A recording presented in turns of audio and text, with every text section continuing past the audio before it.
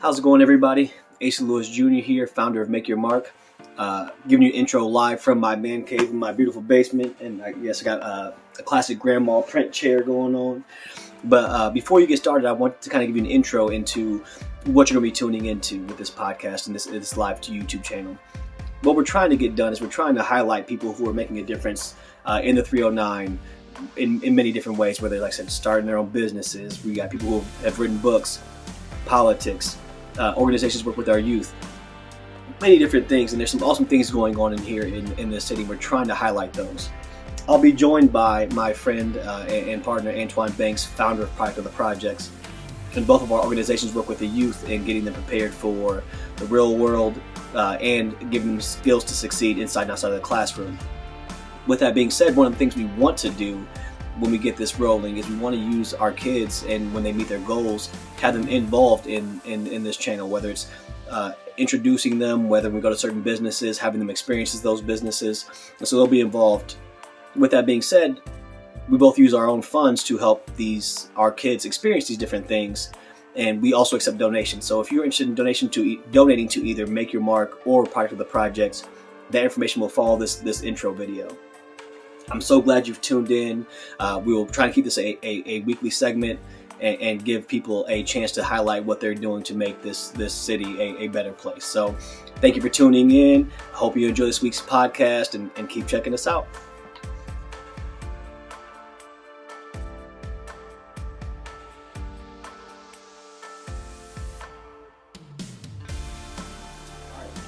Thanks everybody for joining us today. This is the first official live recording / broadcast that's going to turn into the YouTube channel of Make Your Mark.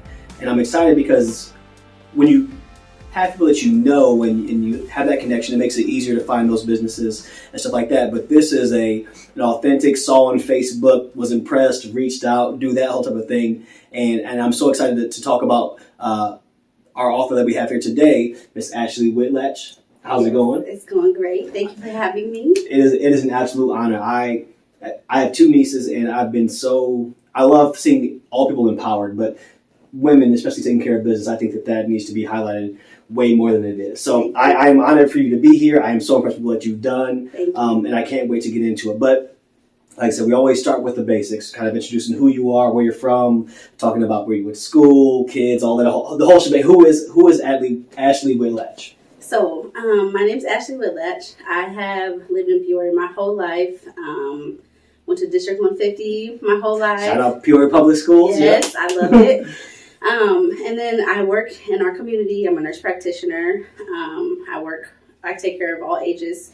And I have two children. One of them goes to Northmore, District 150. And then I have a 4-year-old who will start within the next year. Okay. So, this was in my free time. Okay. I'm also a student. I'm working on my doctorate of nurse practice and a master's in business. So you can get all kind of letters behind your name. Ashley Whitlatch, bam, bam, bam, bam, bam. Okay. Before, did you always, was nursing always something you wanted, or like healthcare or helping people? Yes. Was that always kind of in your path? I can't see myself doing anything else. Really? Besides stuff like this. No, you see, but that's a lot of school.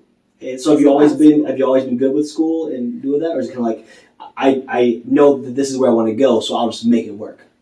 School just always kind of came naturally to me. So, but now I'm just like, you know what? I'm ready to help my babies get through school. So yeah. Boy, girl, right? Is my daughter, she'll be 7 in March, and then my son is 4. Okay. So it's always interesting to me to see how people get started, right? You talk about you got 2 kids, you're in school, you work, obviously, and with all the stuff, with all the COVID stuff and stuff like that, work probably isn't the easiest thing to do. I probably can be pretty busy. What in the world would make you say, you know what, I need to do more. I want to put even more on my plate and say, hey, you know what, I'm being a mom isn't enough, going to school isn't enough, being a nurse isn't enough, I'm going to become an author. What made you decide, you know what, I want to write a book? Being crazy. No, I'm just kidding. I'm just kidding. All the great ones are a little crazy, so nothing wrong with it. So this was actually on my vision board.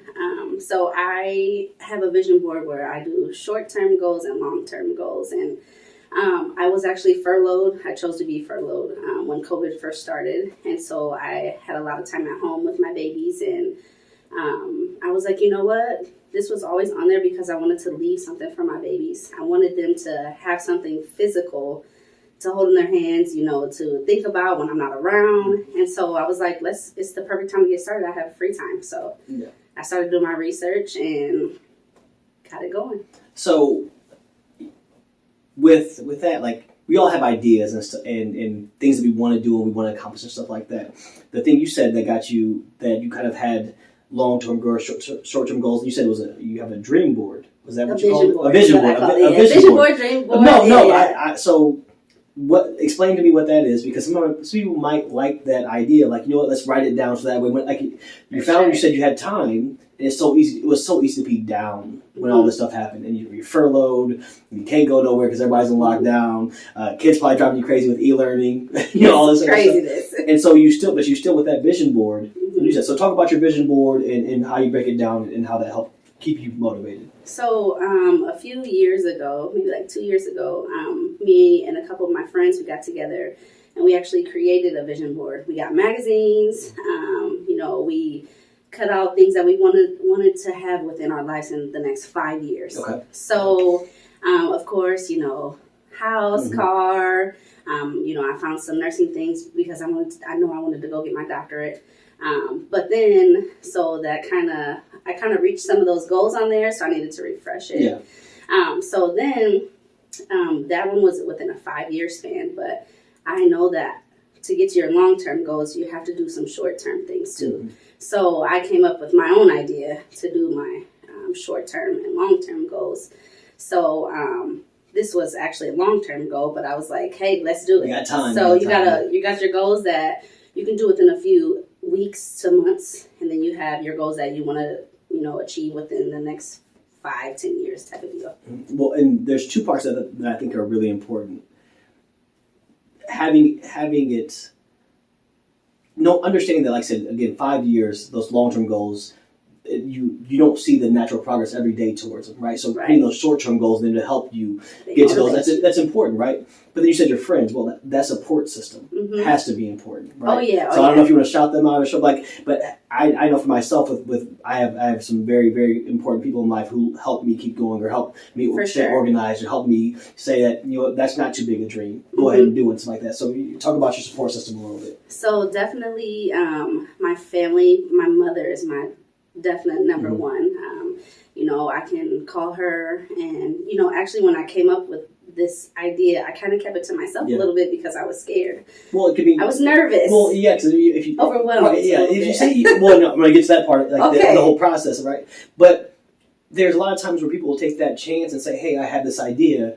And you'll have some people who might be like, well, did you think about this? Or, well, not even necessarily being negative on purpose, but it's kind of like not saying go. So definitely the first thing I always do with anything that I do in my life is I pray about it. I might sit on it for a little bit and keep it here, pray on it. And then, if I get a sign that I need to tell somebody or I need to talk to somebody, of course, my mother is the first person that I turn to. And then I have my significant other, and I have my cousins. So I kind of run ideas off of them, bounce it off them, get their feedback, because I know they will be honest with me. And then, I just kind of, go around and feel it. When I actually hired someone to help me publish this, and she said, you need to tell people about your book. Yeah. And I was like, right now? Yeah. So I kind of just stepped out of my comfort zone. I remember I was at work, and I kind of told a few of my coworkers about it. And one of my coworkers, I read her my book, and she cried. And so I was like, that's awesome. Okay, let's do it. Yeah. Let's tell. So that's the one thing. So, and I don't want to turn this into something about me, but I just want to tell the story to get to the point that I'm trying to make. One of the things that I've experienced I coach boys basketball and football. But last year I coached middle school girls volleyball for the first time. Okay. And it was an interesting experience, right?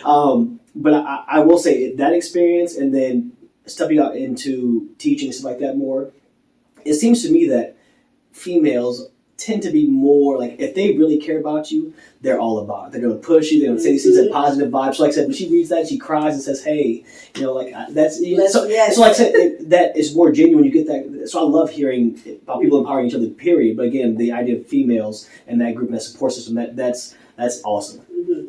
But I want to tell you too, you're doing great things. So you talk about you too. Yeah, no, not. Look, we'll do that later on.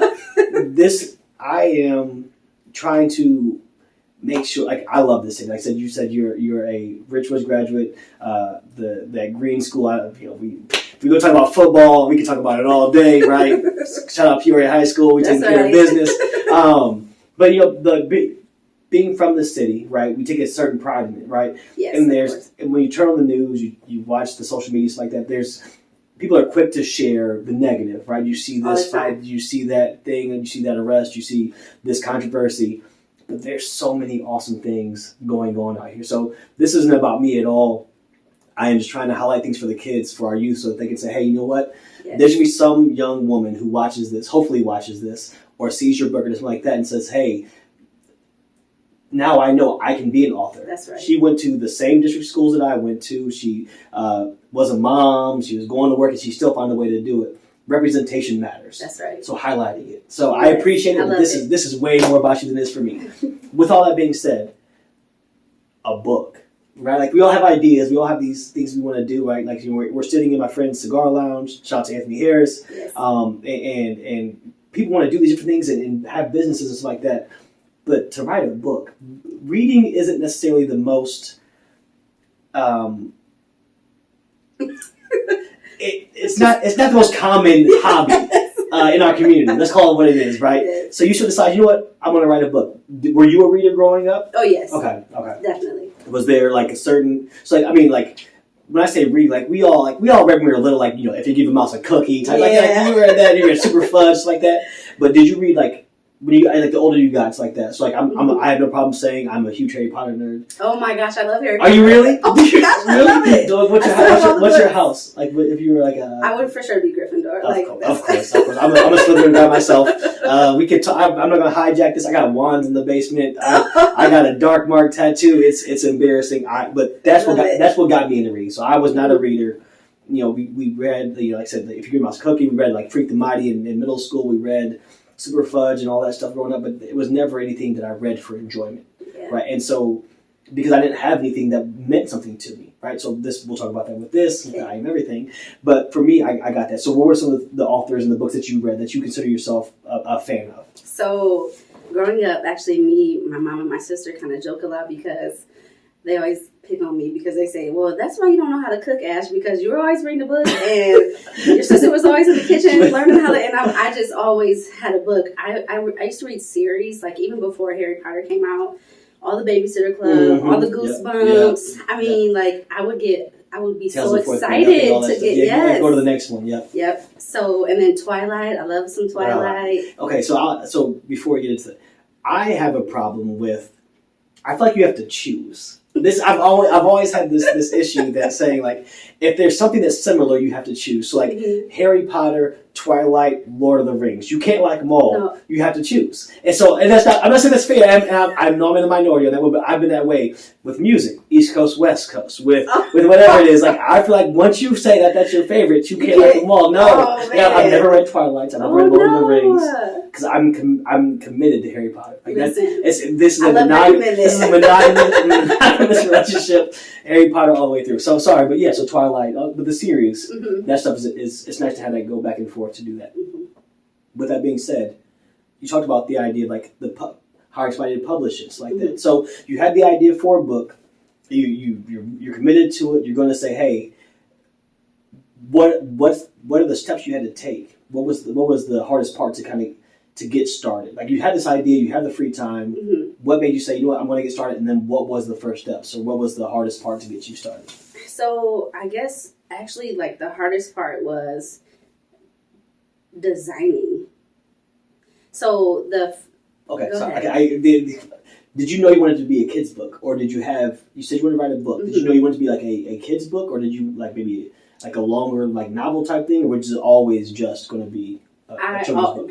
Because I wanted it for my children. Oh, okay. Yes. Yep. So that, and for like adult reads, I like reading research. So really, yeah, so that's kind of what my degree's about. Yeah, so yeah. like studies and things like that. But for this specific thing is all the way for my babies, Yeah. And all of our babies, of course. But so the hardest part about it was writing. It was pretty easy. It's things that I say to my children all the time. So the hardest thing was I had to research an illustrator.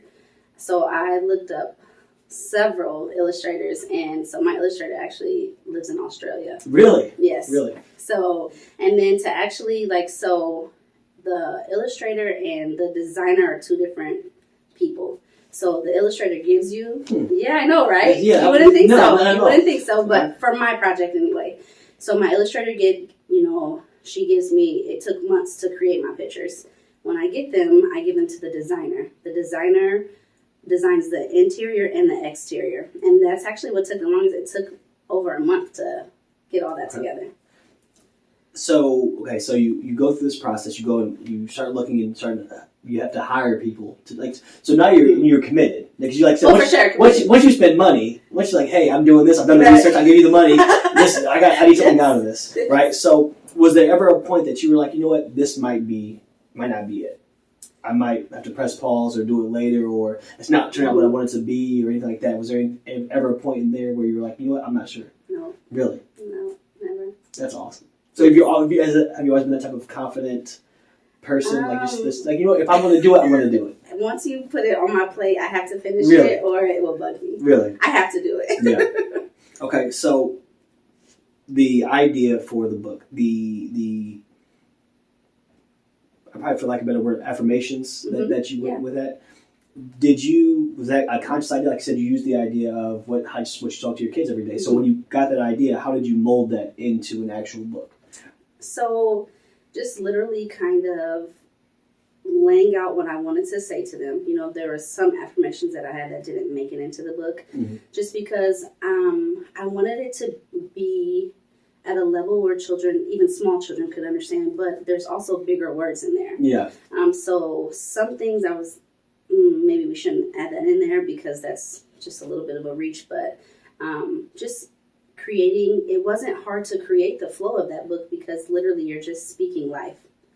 So it just kind of flows. Yeah. So. Was there a conscious, the word I, or the letter I / word I, was that a conscious decision? Like, so you want to say, when they're reading this, the I am everything, was that kind of important to you to have that part in there? Yes. Talk about that a little bit. So one thing is with this project, I wanted my babies to be able to talk about this or to remember this when I wasn't around. So when you say I am something, you're speaking life into yourself. So when my babies say, I am everything, or I hear anybody else's baby say, I am everything, that just makes my heart warm because it's like they are literally speaking life into themselves. So I am everything. And then once they do that for themselves, they'll be able to do that for your babies, his babies, her babies. So it's literally speaking that, manifesting that for them. And that's such an underrated, important part of what we need for our kids, for our youth, for not even for our youth, for people, period. Everyone. Right? For adults, right? We'll sit down and when I go to work, I'll talk to some of our kids, and you hear how they describe themselves or how they talk about themselves, or they'll say something, and then they'll initially, like, hey, you know what? Yeah, I'm pretty good at basketball. Well, I'm not as good as so-and-so, or I didn't do this. It's like, well, no. Like, you said it right. If you're pretty good, then you're pretty good. Or I like to do this, or I like to do that. But they're so quick to kind of defer, kind of minimize it, that this is who I think I am, because they're not used to hearing this is it. So I think we all do it. I know I'm guilty of it, right? You can kind of say, this morning. you literally just a few minutes ago said, hey, what you're doing, I appreciate what you're doing. I'm like, no. But instead of just saying, it's so hard to say thank you, or I am, or I am this. Did you get that from somebody? Like you have it, and you obviously have it because you turned it into a piece of work. Like, did you get that from your mom, your family, your friends? Where does that come from? Because you have that presence, that confidence that says, I am. Thank you. No, thank you. Thank right? you.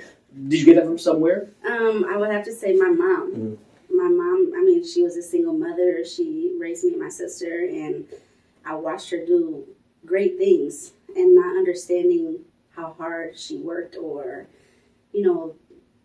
to make sure that we had everything that we needed, how she carries herself, how, like, her professionalism. She taught me all of that. That's awesome. So that's awesome. And to have that example, like I said, and that's what we're doing this stuff, the behind the scenes stuff, like whether it's with your business, with your personal life, raising a family, whatever it is, you don't appreciate it until you go through it yourself, right? So, she was doing all this for you when you were growing up, and you loved her, you did everything you could to do all this other stuff, but once you became a mother yourself and all this other stuff, you're probably like, oh yeah, I really appreciate you. I really love you. Yes, for sure. Do you ever worry about the idea that, like, this isn't necessarily something that's common, but pitting a lot, you're an author, you have this, you made this for your babies, you're doing the social media stuff like that. Mm-hmm. Do you ever worry about like getting burned out? Like you got a lot going on. Yeah, you got a lot going on. Like I said, it's tough, and especially in this time of mental health and making sure you understand that type of stuff. Like, and look, I'm taking online classes myself right now, and it's not school. Like I said, I'm the same way. School's usually come pretty easy to me. Mm-hmm. Right now, there's a couple classes I'm taking that. Science. If you are a science person, science teacher, whatever it is, you're better than me. It kicks my butt. But I'm struggling with it. But you try to find that balance of. Yes. For me, it's coaching, working, doing all my jobs, trying to find time for the family, for the wife, for friends, all while doing this stuff and taking these online classes. It's hard. Do you ever worry about kind of burning yourself out a little bit? I do. Mm. So, but one thing that I try to do, is. And everyone's different, but for me is I love to travel. So really? I love it. Like out of the country? Everywhere, yes. Have you been out of the country? For sure, I have. So before I ask you where you've been, I have no desire to leave. None. Like when I say none. The world is beautiful. I'm sure it is. And there's pictures and there's videos and all this other stuff. And I'm sure I will at some point. I am not even a homebody, because I don't want to travel in the States, but I don't want to go too far. I don't want to go somewhere where there's an unknown, and I struggle. No, I go somewhere. I'm picky with my food. I'm picky with where I stay. Understandable. So you like to travel? Where I actually run my own travel agency. Do you really? Yes, I do. I have my own travel business. So nursing / letters behind the name, right? Working on your doctorate, mother, author. And you run your own travel agency. I do. Like, is this like you just like your friends just call you and hit you up like, hey, Ashley, can you help me out with this? Or like, it's like a legit. It's legit. Really? Yes. Ashley Travel 365. Ashley Travel. Okay, so how did you get into this? So I love to travel. Okay. Now, did you travel growing up, or is it just something you just wanted to experience? Yes. Okay. So that was one thing. Like my mom worked all the time, so she had to work. So when I got my first taste of traveling. Oh gosh, it was over. Yeah. So, but a lot of people used to ask me to help them with their trips, and hey, you've been here, can you help me with this? And I was just like, you know what? I just do it for fun, just because it helps everyone else. But out of the country, in here, in our own backyard, there's beautiful places to go see. So I'm stunned. Like I didn't know there was more. Like I knew you were doing stuff already, but I know you had more, right? And the travel. Okay, so where have you gone? So Punta Cana, Jamaica, Mexico several times. Costa Rica's on my list this year. So where's your favorite place you've been so far? My favorite place, Punta Cana. Really? I'm not a sun person. Like I wear long sleeves in the summer. I'm not a beach person because I don't really drink. I'm not trying to get tan. I'm already dark enough. I'm not. So it's just So for somebody like me who is not a traveler, like I'm a golfer. Okay. I love to golf. There's your getaway. Yes, right. But I can golf here. Right. I can golf here. And I know the courses and it's not as busy. Okay, but for somebody like me who is kind of skeptical of the travel idea, what's something that you would say what would get somebody like me to like, you know what, I'm going to take that chance? What's the appeal for somebody who isn't necessarily gung-ho about it? Yes. So this is what I do with a lot of my friends who are nervous about traveling or they don't want to do it. So come with me. is what I tell them, because listen, there are beautiful, beautiful places, like things that we don't have here. There's other cultures to experience. That's one of my favorite parts about traveling. You get to see how other people live. It's so different than here. But you can appreciate their culture. You can see wildlife. You can see, like, I've held monkeys, birds, like jellyfish right by your feet. Like, I hear that and I'm like, wonderful. So, but that's what I do is I work, and this is just the goals I set. I say, you know what? I'm going to work really hard these few months. And then I know right there, I'm going to escape. I'm going to go listen to the ocean. I'm going to listen to the water. I'm going to, that's my reward for myself for working hard. So I might have a lot of sleepless nights. But but when you do get it in, you're about to enjoy yourself. You're sleep very well in that room. I got you. Yes. What would you say the most important part of keeping yourself going? Like, is it your organizational skills? Is it just the determination? Is it like because you got so much going on. Yes. And like I said, those nights where you're tired, it's a whole lot, right? I thought it was a lot, and I thought there's a whole other business going on. So what keeps you kind of like going, right? So, Obviously, you're gonna say your kids for sure, 100%, right? But like, what's the how do you do it? Is it managing your time? Like, do you have a planner? Do you do that stuff? Yes. What's the best way? What keeps Ashley organized and on schedule and taking care of business? Mm-hmm. So I have a huge planner, and so I'm very. I teach students at my college, so I literally have to have appointments. To update the list, we have mother, nurse, online student, author, travel agent, and teacher. I'm a teacher assistant. Okay, so we have 6. Okay, I'm trying to update the list. I'm trying to update the list as we go. So I have to have. I thought I was busy. Everybody tells me that I'm the busiest person they know, and now after this, I will have to take a back seat. So go ahead. Sorry. No, that's okay. I have a very big planner, and like my life is like literally down to hours sometimes. But I just kind of keep track with my planner. I have it with me all the time.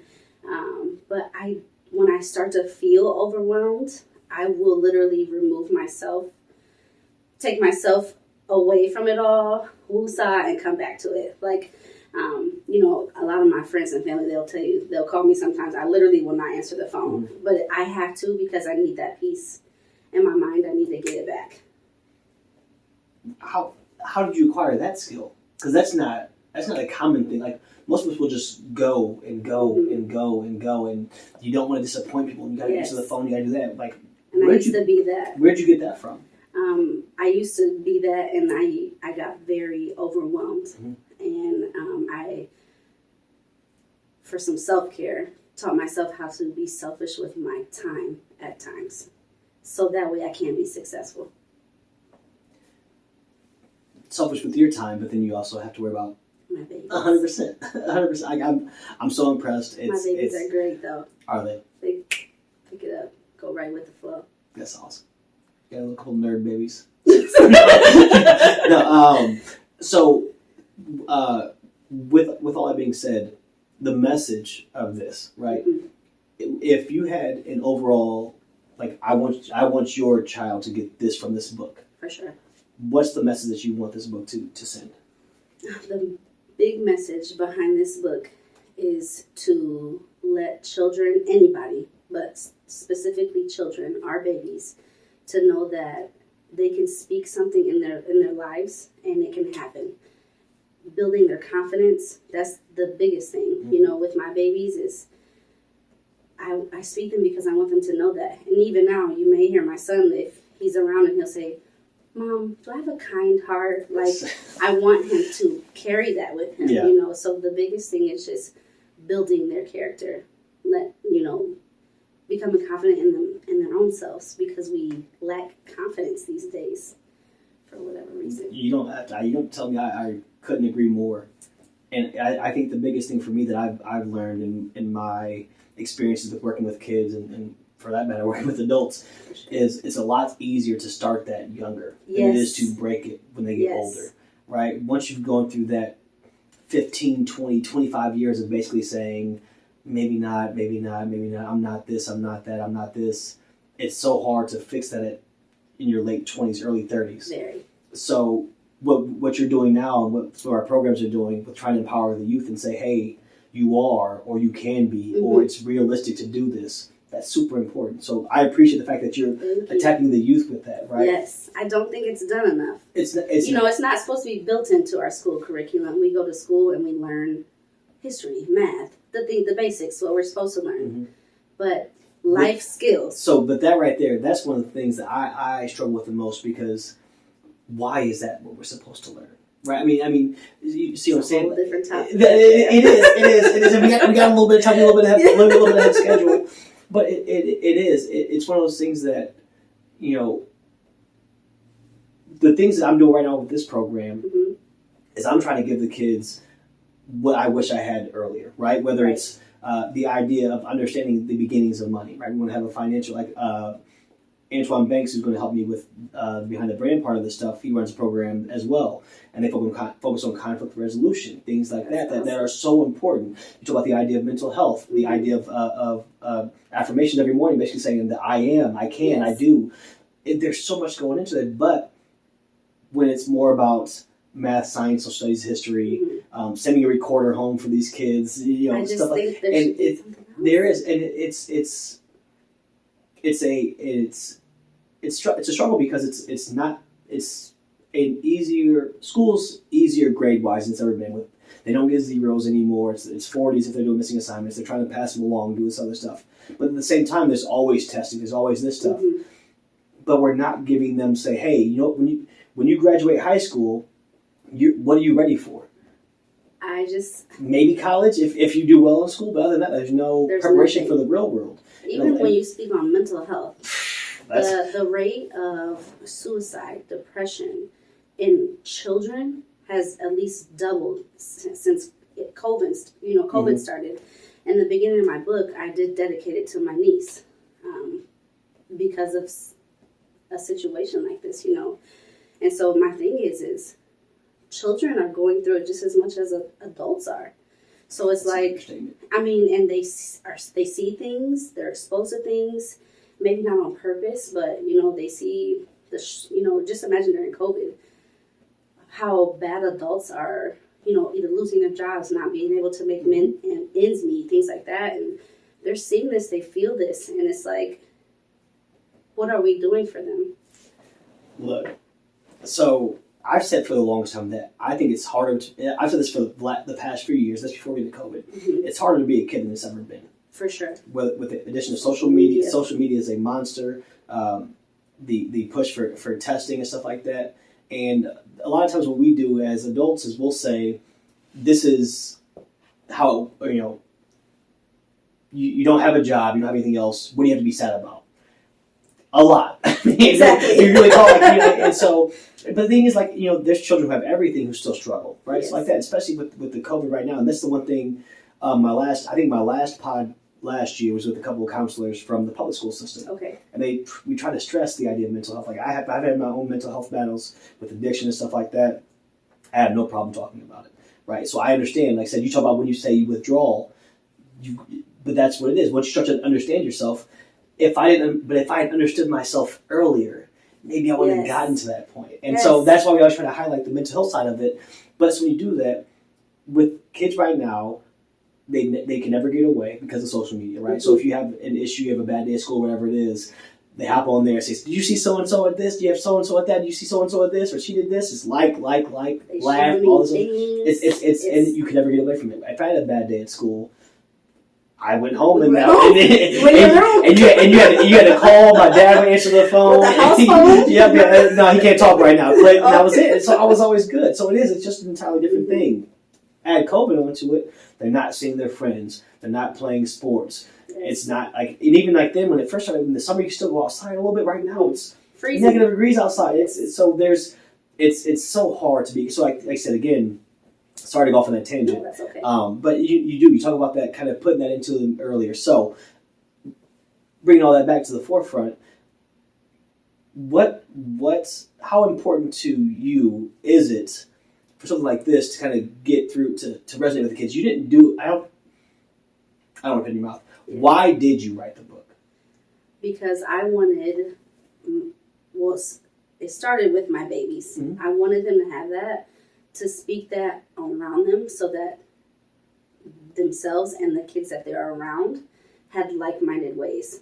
Because, there's peer pressures. Mm-hmm. There's things like that. I wanted my babies to be able to overcome that. Like, my baby just came home from school, though. She's first grade. Mm-hmm. And she says, Mom, there was this girl in class, and she said inappropriate things, and she did an inappropriate dance, too. And I said, well, what'd you do? Yeah. And she said, well, I didn't do. And I said, we are our own person. We don't follow the leader. We do, the great. We take the best option, things like that. And there's a page in there about choices, making a good or bad choice. Like, I want them to show that and be that, so that everyone that's around them, whoever else's kids, if they're going to be around my babies, I want them to do the same thing. Yeah, it is. Well, and that's kind of where, some of the ideas of it takes a village, right? Yes.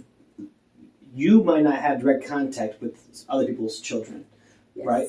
But how you represent yourself and how your children represent themselves might have that contagious. And that's it. And so, the whole idea of the make your mark stuff is the idea that no matter what you're doing, positive, negative, or being indifferent, it's making a difference in your community. Yes. It's just about if it's positive or negative. There you go. But you're controlling it. And so when you go and you're just in a good mood, you walk through and you hold the door for somebody, that might make their day better. And that person makes smile. That's it. That's all. It's just those minor things. Yes. So to take that and put that into there is so important. With that being said, what all have you done to, I don't want to say promote it, because I just like to run a book tour, mm-hmm. right, which we kind of are right now, as you see. They have I Am Everything right here beautifully on the table. But, like, is there, like, something you're trying to get out of it? Or is it just, like, because the idea of self-promotion, mm-hmm. right, and it's something that I use social media for laughs and jokes. I love it. I know a lot of people do. Right? I love some of these, especially Twitter. Twitter's my go-to. I mean, I used to also. So how do you balance the idea of, like, promoting what you're doing, mm-hmm. but not kind of like see how great I am, right? Some people will take it as that, which isn't that, but like it's like I'm literally just I did something that I'm proud of. It's something that I think can help us. Mm-hmm. So how do you try to find that balance of using your social media or kind of promoting it? You did the live book reading, which we'll do another one at the end of this. Yes. But how do you find the balance of saying, here this is, but don't get too much of me, right? It's not just about me. Well, that's why I think it's important that you see, when you go on my social media, everyone else's kids have it too. Mm-hmm. Me and my babies have it, of course, all the time. But it's like when I see another household have it, or when I get videos mm-hmm. of children reading it and I hear it from someone else, that makes everything worth it right there for me. Or when my babies say, when we package the books up to send them out, or if I show them the pictures and videos and they say, someone got our book, Mom. That's awesome. That just is so worth it to me. Yeah. So, I got a video from one of my friends and her baby was running around in circles saying, I am everything. And it's just like, I know, I just love it. And I know I'm a crybaby, but that stuff just makes my heart so happy. So, I mean, I'm also a crybaby now. I hadn't always been that way. Now I try to blame it on my brother. My brother passed away. And I try to blame it on him because ever since then, everything. Man, look, into Coco. I love it. I cried. I mean, look. I cried. Oh my goodness! You give me the wrong commercial. Yes. It's game over. So you don't got to apologize for that. I am the biggest baby in this room right now. But you talk about the distributing and all this stuff. You do all that yourself? So I have a printer company that essentially prints the book. I pay them a fee to be a member, mm-hmm. and then I also pay for every book to be printed. And then the shipping and all that, it comes to me, and I sign them and ship them out. So is that kind of overwhelming, or is it exciting at the same time? It's kind of like the balance of people like I'm overwhelmed because people are buying my book. Like, so it's like, oh my god, I'm so overwhelmed, but I'm sending my book out. Like, It's good. Yeah. So I've only felt overwhelmed one time, and it's when like right now I have 2 shipments on the way. One of them's already sold out, but they just aren't here. Yeah. So I feel bad when I have books to send out and they're not physically here for me to send out. Yeah.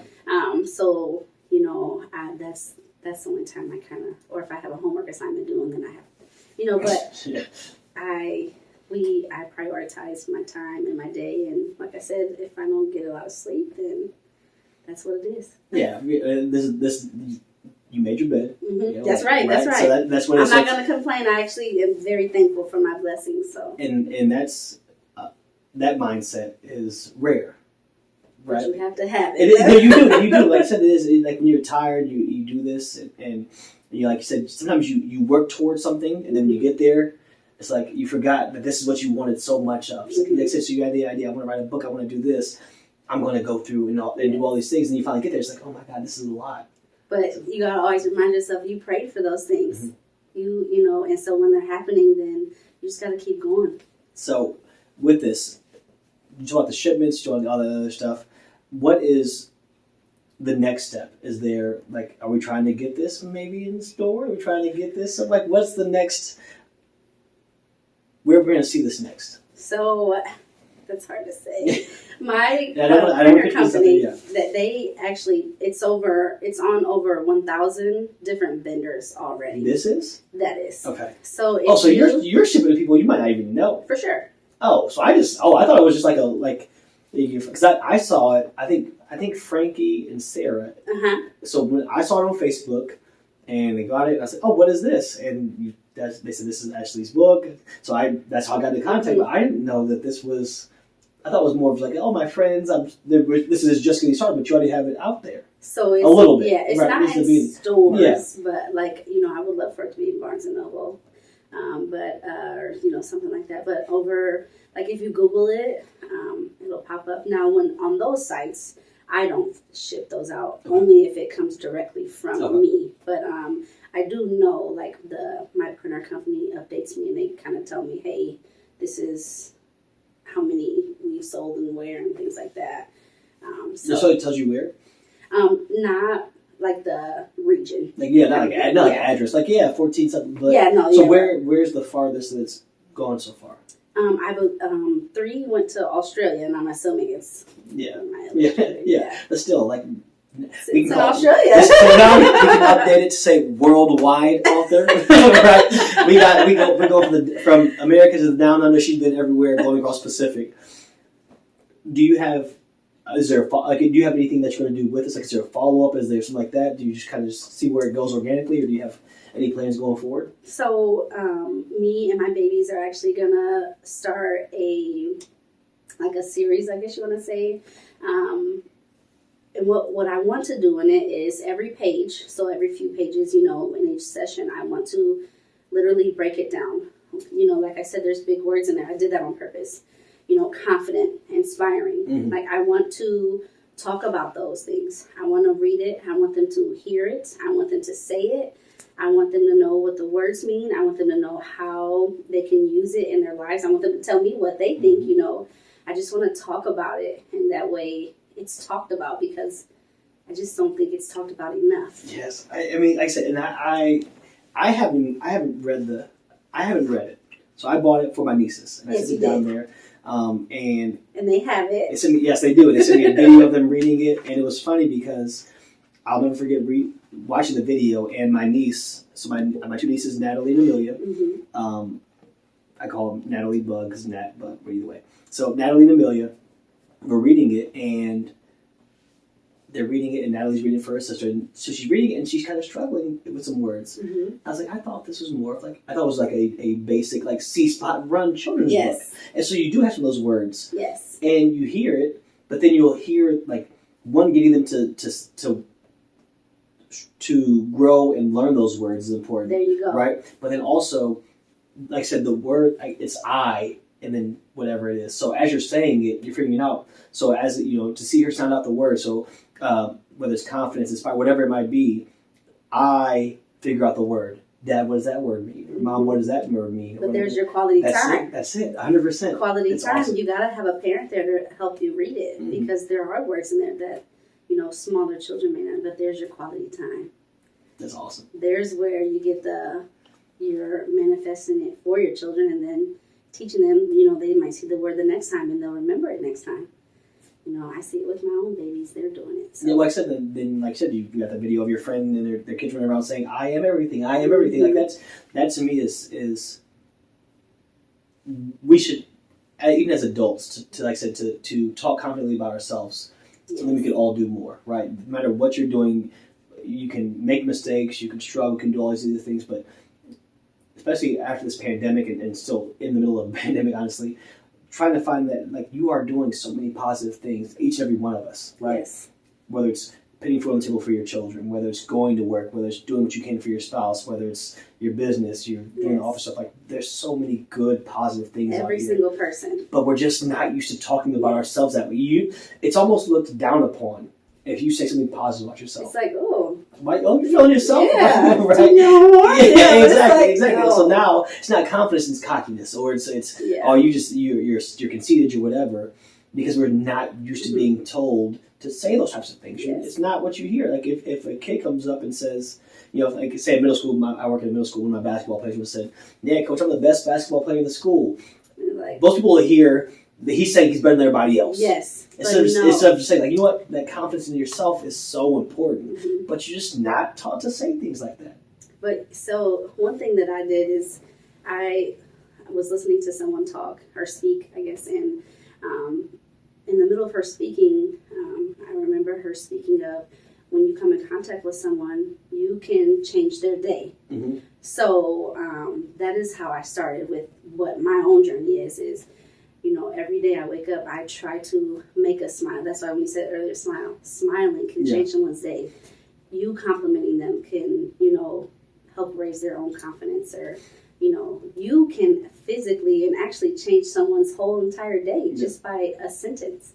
Yeah, but and that's part of that comes from the idea that you just don't realize that you got, these other things going on, and that you kind of take for granted that everybody's going to be the same way, or take something the same way, right? So my parents are big on yes sir, no sir, yes ma'am, no ma'am, right? And so I say that to everybody. Yes, I can't even text it, right? So, but some people will take that as kind of like kind of a smart aleck or something like that, because in my mind that's just how it is. I say it to older, younger. I say it to the middle school kids, like yes sir, like yes, go ahead, like stuff like that, and they're just like that's. It's weird. It's like almost are you being like a smart, or trying to like make me feel inferior? No, that's just how I was raised. Mm-hmm. So you just people will take it different ways. But you talked about it. You said you can make your mark. There you go. Right? But you can make your mark. You really can in doing any type of thing. So like if you're walking by, we preach to our kids, open the door, hold the door for somebody else, let a lady go first, ladies first, stuff like that. And but empowering everybody to say, hey, you can make your community, your house, your school, your home, whatever it is, better just by being in a better mood. Small things. Getting a good night's sleep. Encouraging other people, complimenting other people, being genuine. Sometimes telling them the truth that they don't want to hear, right? Yes. There's so many things you can do. And so when you look at that, it's about making a difference. That I always talk about the bucket, right? Put the bucket, these are all the problems. There's a lot of problems that we got to fix. But like I said, if you keep dropping things in the bucket, you're not going to make the biggest splash. I mean, you might not, but maybe make somebody else throw something in. And then he saw that, so he'll throw something in. And you just kind of take, it's a community approach. So what is called a chain reaction. That's it. That's exactly what it is. So I can't tell you how proud I am. And it's to somebody that I've literally never met before, 50 minutes ago. What you're doing is awesome. The idea of what you're putting out for the kids is absolutely fantastic. It's something that I hope that when people, men, women, adults, children, whatever it is, see it, they kind of have that idea, you know what, like, I can talk positively about myself. And so, like I said, it's your kid reading it to you, whether it's you reading it to your kid, whatever it is, we can all take something from this. Yes. Right? I can't say enough of how proud I am of you taking that step right now. And then the thing is, you're setting that example for everybody around you, whether it's your friends, family, kids, whatever it is. I have no excuses. Ashley is A, B, C, D, E, F, and G, right? And has all these things going on. Who am I to say, you know what, I'm tired, I just don't feel like doing it, or I can't do this. She's got 7 businesses, right? But no, but it does. That this is where the idea, and I think that the biggest thing I can always say is representation matters. We talked about that earlier. To see for a young person, period. So you cover a lot of boxes. You cover female, minority in that way. Are you biracial? Yes. Okay, I guessed, but I don't know. Right. So minority in that way. So a young minority female taking the chance to go to school, get a doctorate, do all these things, and then say, I'm going to start this, I'm going to start that, I'm going to start a book, I'm going to do these things. Somebody's going to look at you and say, because of her, I know I can. Yes. Right? That matters so much more than people realize. I love that. And so that's all we're trying to do with this. That's all this is. This is not a toot our own horn type thing. It's more of a, hey, there is somebody in this city with so many positive things going on. This is just one light shining on the city. And that's all we're trying to do, is trying to say, hey, we appreciate you. We're proud of you. Thank you. Shine some light on our own, especially at 309. Peoria Public Schools product, right? So that's what we need to do. If Dr. Karat, any of the teachers, principals, whatever it is, we need to get this in the schools. So like a live reading, whatever it is, because that would be the kids at Mark Bill's. There's so much that means to them when they can walk through the hallways and they see my picture on the wall. Like that's me in the class of 2000 with the mustache, right? But they do, like, hey, I grew up here. I did this. I did that. We bring people in and talk to our kids all the time.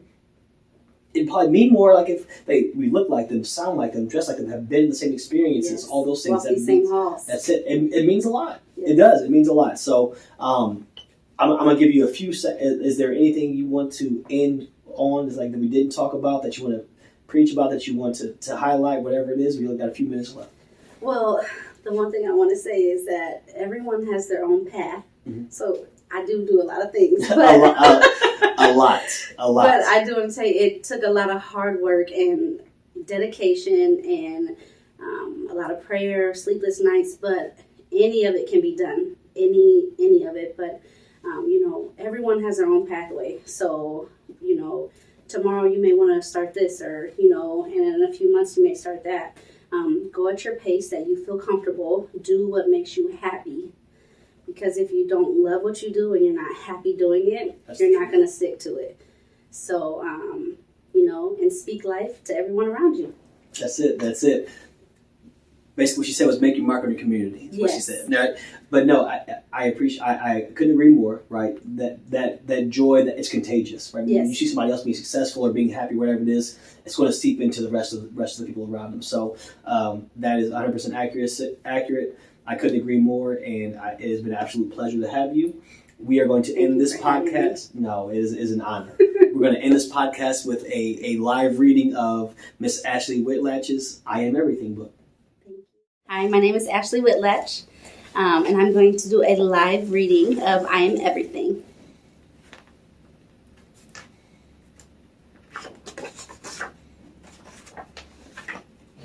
This is I Am Everything, a book of affirmations for children, written by Ashley Whitlatch.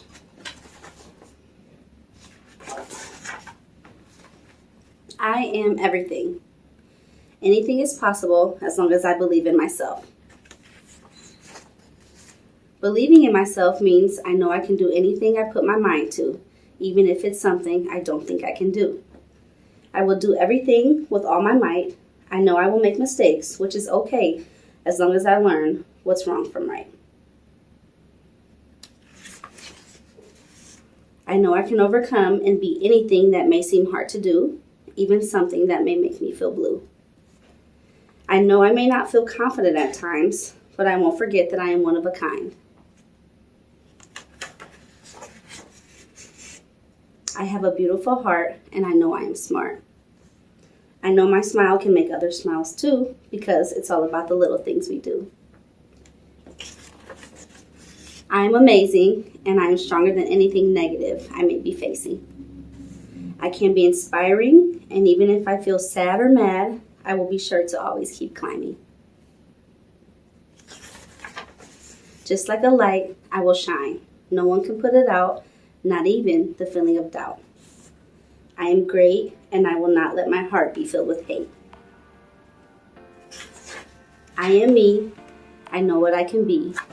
I am everything.